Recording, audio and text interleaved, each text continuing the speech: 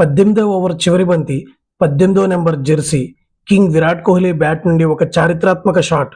ఒకప్పుడు ట్రోఫీ లేక అజ్ఞాతంలో ఉన్న జట్టు ఈ రోజు ఐపీఎల్ ప్రపంచాన్ని శాసిస్తుంది. సమయం వాళ్ళదే, సింహాసనం కూడా వాళ్ళదే.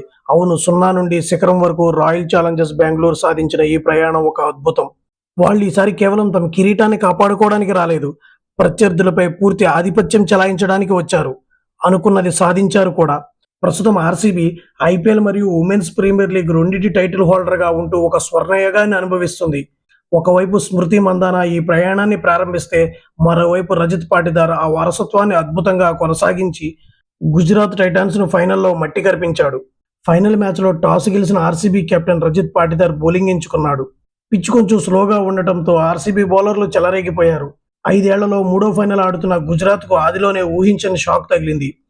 ఎప్పుడూ ఫైనల్లో ఓటమి ఎరగని జోష్ హేజల్వుడ్ తొలి ఓవర్లోనే డేంజరస్ శుభ్మన్ గిల్ను అవుట్ చేశాడు.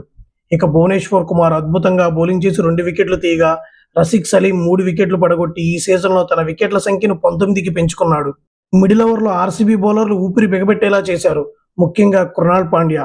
తను ఆడిన 5 ఫైనల్స్లో గెలిచిన కృణాల్ పాండ్యా కేవలం లెంత్ బాల్స్ మాత్రమే వేసి తన మొదటి 3 ఓవర్లో ఒక్క బౌండరీ కూడా ఇవ్వలేదు. ఫ్రస్ట్రేషన్లో ఉన్న జోష్ బట్లర్కు వైడ్ యార్కర్ వేసి జితేష్ శర్మ చేతుల మీదుగా అద్భుతమైన స్టంపింగ్ ద్వారా పెవిలియన్కు పంపాడు. డెత్ ఓవర్లో హేజల్వుడ్, భువనేశ్వర్ కుమార్ పరుగులు ఇవ్వకుండా వికెట్లు తీశారు. వాషింగ్టన్ సుందర్ ఒంటరి పోరాటం చేసి 50 పరుగులు చేయడంతో గుజరాత్ 20 ఓవర్లో 8 వికెట్ల నష్టానికి 155 పరుగులు చేయగలిగింది. 156 పరుగుల లక్ష్యంతో బరిలోకి దిగిన ఆర్సీబీ అదిరిపోయే స్టార్ట్ దక్కింది. గాయంతో ఉన్నప్పటికీ వెంకటేష్ అయ్యర్ ఏమాత్రం వెనక్కి తగ్గలేదు. కేవలం 16 బంతుల్లోనే 32 పరుగులు చేసి ఆర్సీబీకి బలమైన పునాది వేశాడు. ఆ తర్వాత అసలు సిసలైన కింగ్ కోహ్లీ విధ్వంసం మొదలైంది. ఈ ఐపీఎల్లో 165 స్ట్రైక్ రేట్తో 675 పరుగులు సాధించిన విరాట్ ఫైనల్లో తన చిరకాల ప్రత్యర్థి కగిసో రబాడాను టార్గెట్ చేశాడు. రబాడా వేసిన 2వ ఓవర్లో ఒక అద్భుతమైన సిక్సర్, 3 4లు కొట్టి స్టేడియాన్ని హోరెత్తించాడు. ఈ ఫైనల్లో కోహ్లీ తన అత్యంత వేగవంతమైన ఐపీఎల్ హాఫ్ సెంచరీని నమోదు చేయడమే కాకుండా తన అత్యధిక ప్లే ఆఫ్ స్కోర్ను కూడా సాధించాడు. 18వ ఓవర్ ఆఖరి 2 బంతులు వరుసగా 4, 1 సిక్సర్ కొట్టి మ్యాచ్ని తనదైన స్టైల్లో ముగించాడు. దీంతో ఆర్సీబీ ఘన విజయం సాధించి వరుసగా 2వ ఐపీఎల్ కప్ను కైవసం చేసుకుంది. ఐపీఎల్ చరిత్రలో తమ టైటిల్ను వరుసగా కాపాడుకున్న కెప్టెన్లు ఇద్దరే. 2009, 2010లో ఎంఎస్ ధోని, 2019, 2020లో రోహిత్ శర్మ. కానీ ఇప్పుడు యువ కిరీటం రజత్ పాటిదార్ ఆ ఎలైట్ లిస్ట్లో చేరిపోయి హాల్ ఆఫ్ ఫేమ్లో తనకంటూ ఒక సుస్థిర స్థానాన్ని ఏర్పరచుకున్నాడు.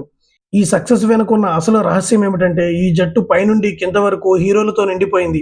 కింగ్ కోహ్లీ అగ్రెషన్, ఫ్రీలాన్సర్గా వచ్చి పర్మనెంట్ ప్లేయర్గా మారిపోయిన వెంకటేష్ అయ్యర్ ఇంపాక్ట్, దేవదత్ పడికల్, రజత్ పాటిదార్ల విధ్వంసక బ్యాటింగ్, కృణాల్ పాండ్యా అద్భుతమైన ఆల్రౌండ్ ప్రదర్శన, టీమ్ డేవిడ్ ఓచకోత, వికెట్ల వెనక జితేష్ శర్మ కీపింగ్, ఇక బౌలింగ్లో రసిక్ దార్, భువనేశ్వర్ కుమార్, జోష్ హేజల్వుడ్, సుయేష్ శర్మ, ఇలా హీరోల పేర్లు చెబుతూ పోతే లిస్టుకి అంతం లేదు. ఇది ఆర్సీబీ ఫ్రాంచైజీకి దక్కిన అతిపెద్ద ప్రశంస. కేవలం ఒక టైటిల్ని గెలవాలనే కోరికను తీర్చుకోవడానికి మాత్రం కాదు, ఈ టోర్నమెంట్ను శాసించడానికి వారు ఈ జట్టును నిర్మించారు. ఈ సంతోషం అభిమానులకు ఇవ్వడానికి ప్రకృతి చాలా సమయం తీసుకుంది.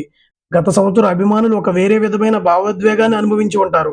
కానీ ఈ సంవత్సరం సాధించిన ఈ బ్యాక్ టు బ్యాక్ విజయం చాలా చాలా ప్రత్యేకం. మరి ఆర్సీబీ డామినేషన్ పై, ఫైనల్లో విరాట్ కోహ్లీ ఆడిన ఇన్నింగ్స్ పై మీ అభిప్రాయం ఏమిటి? కింద కామెంట్స్లో మీ ఆనందాన్ని పంచుకోండి. ఈ వీడియో నచ్చితే లైక్ చేయండి, మీ ఫ్రెండ్స్తో షేర్ చేయండి.